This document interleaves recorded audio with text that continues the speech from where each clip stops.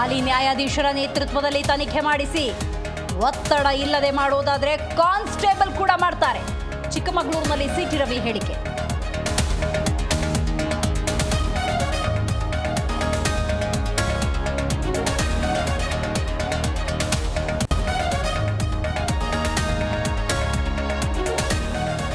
ರಾಜ್ಯಪಾಲರ ಅಂಗಳಕ್ಕೆ ರವಿ ಲಕ್ಷ್ಮಿ ಪ್ರಕರಣ. ಸಂಜೆ ಬಿಜೆಪಿ ನಿಯೋಗದಿಂದ ಗೆಹ್ಲೋಟ್ ಭೇಟಿ. ಇತ್ತ ಸಭಾಪತಿಗಳು, ಗೃಹ ಸಚಿವರು, ಪೊಲೀಸ್ ಮಹಾನಿರೀಕ್ಷಕರಿಗೆ ಸಿಟಿ ರವಿ ದೂರು.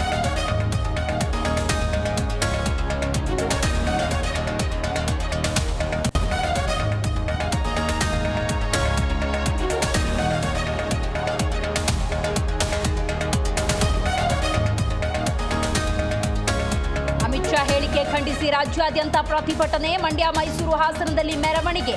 ಕೇಂದ್ರ ಮಂತ್ರಿ ಸ್ಥಾನದಿಂದ ವಜಾ ಮಾಡುವುದಕ್ಕೆ ಆಗ್ರಹ.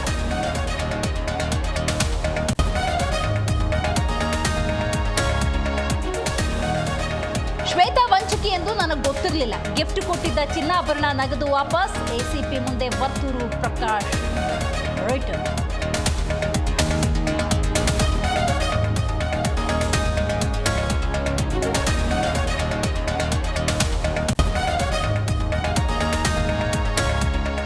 ಅಮೆರಿಕದ ಮಿಯಾಮಿಯಲ್ಲಿಂದು ಶಿವಣ್ಣಗೆ ಶಸ್ತ್ರಚಿಕಿತ್ಸೆ.